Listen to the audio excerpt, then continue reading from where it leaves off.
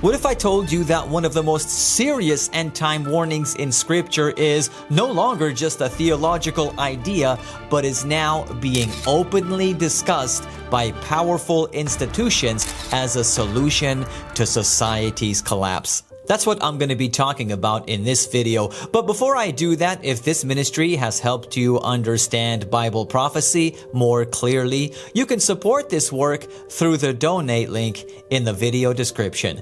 Thank you. A major policy is now openly calling for a universal day of rest, rooted in historical blue laws as a way to save society. It's by the Heritage Foundation. ABC News reported on this in an online post entitled Heritage Foundation Calls on U.S. to Prioritize Marriage and Family in New Report. And it states, the Heritage Foundation think tank is urging the federal government to save and restore the American family, kicking off the midterm election year with a call for conservatives to focus on domestic issues. Among its recommendations, a marriage boot camp designed to prepare cohabitating couples for marriage, a universal day of rest that would build upon blue laws that limit alcohol sales in some municipalities, and discouragement of online dating. Now, blue laws were originally designed to enforce the religious observance of Sunday by prohibiting work, commerce, and entertainment. So what day do you think this universal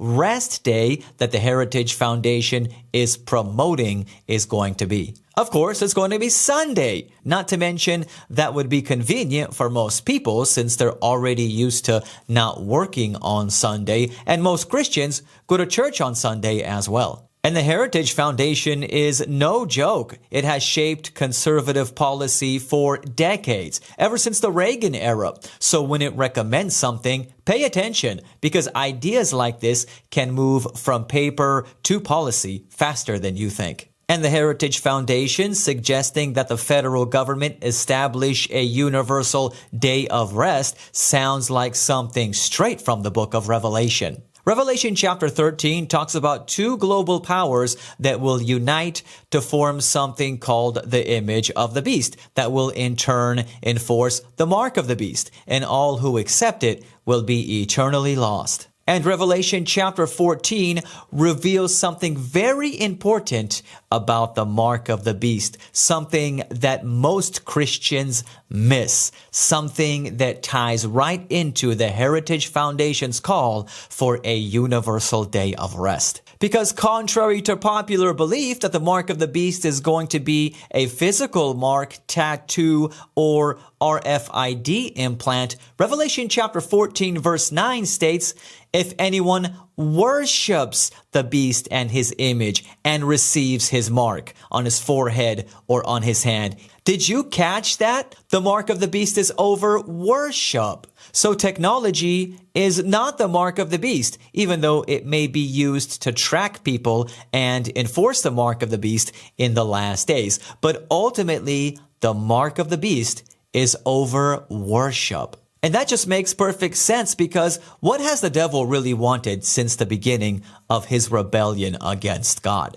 In Isaiah chapter 14, when you read about the fall of Lucifer, verses 13 and 14 state, for you have said in your heart, I will ascend into heaven. I will exalt my throne above the stars of God. I will also sit on the mount of the congregation on the farthest sides of the north. I will ascend above the heights of the clouds. I will be like the Most High. Satan hasn't given up on his mission to be worshipped as God. And all throughout the Bible, we see how he turned people away from God to himself through idol worship, and especially through the worship of the sun. As a matter of fact, one of the greatest abominations mentioned in the Bible is sun worship. Did you know that? In Ezekiel chapter 8, God showed the prophet Ezekiel a number of abominations that were being committed in the temple of the Lord, including idol worship, women weeping for Tammuz, and finally, sun worship, the last and greatest of these abominations. Verse 16 states, "So he brought me into the inner court of the Lord's house, and there at the door of the temple of the Lord, between the porch and the altar, were about 25 men with their backs toward the temple of the Lord and their faces toward the east, and they were worshiping the sun toward the east." You might be wondering where I'm going with this, but I'm going to tie it together with everything I've been saying so far. Sunday sacredness is not biblical. It has pagan origins. It comes from pagan sun worship. At the time Sunday worship was gaining popularity in the early Christian church, Sunday was already a holy day for pagan sun worshipers. Sunday literally means day of the sun, and it held special significance for sun worshipers because it was devoted to the sun god Sol Invictus.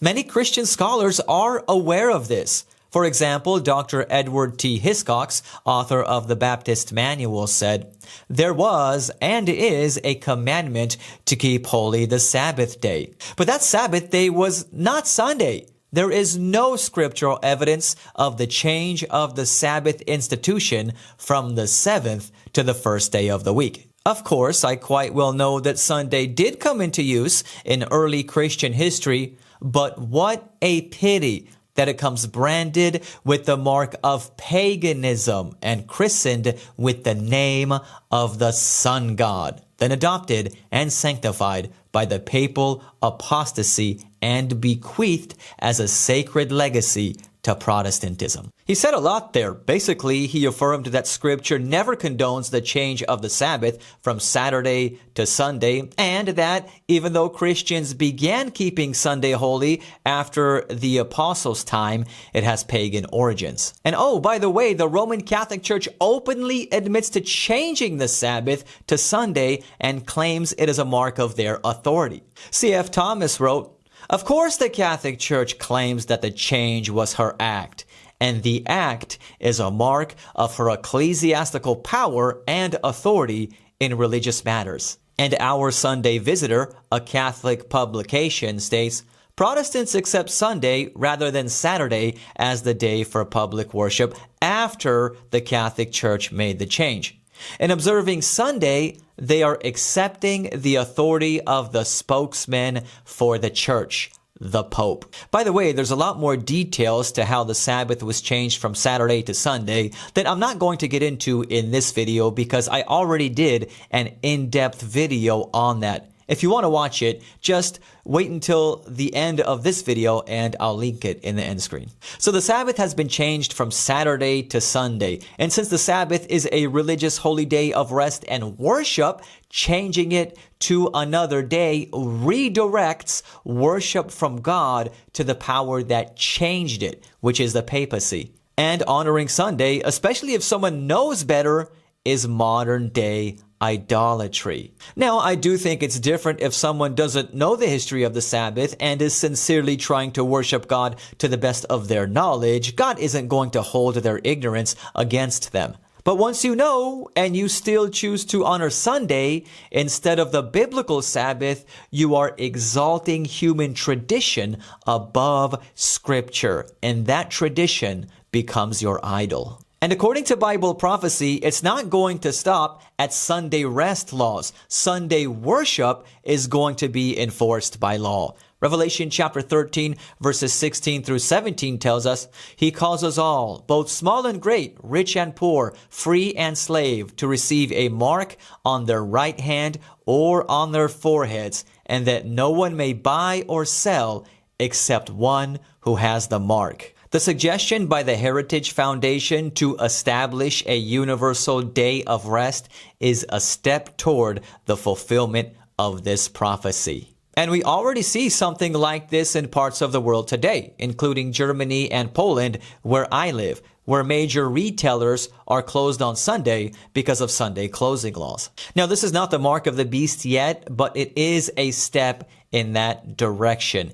It's laying the groundwork. It's conditioning people to get used to respecting Sunday, so that when Sunday worship laws are passed in the future, it won't seem like a drastic step. And this is why the issue matters so much. The final conflict is not about technology. It's not about politics. It's not even about economics. It's about who you worship and whose authority you recognize. God gave us his Sabbath as a sign of loyalty to him as creator. Man changed that sign. And prophecy tells us that one day the whole world will be forced to choose between God's command and human tradition. Right now we are being warned, not just by scripture, but by real world developments happening right in front of us. The question is not if this is coming, the question is, will you be ready to stand when it does? And the best way to survive the coming conflict is to get ready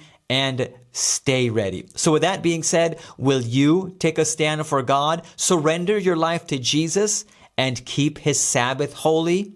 Let me know in the comments down below. Also, click on the screen to watch my video entitled The Shocking History of the Sabbath, How It Was Changed from Saturday to Sunday. Thank you for watching, and God bless you.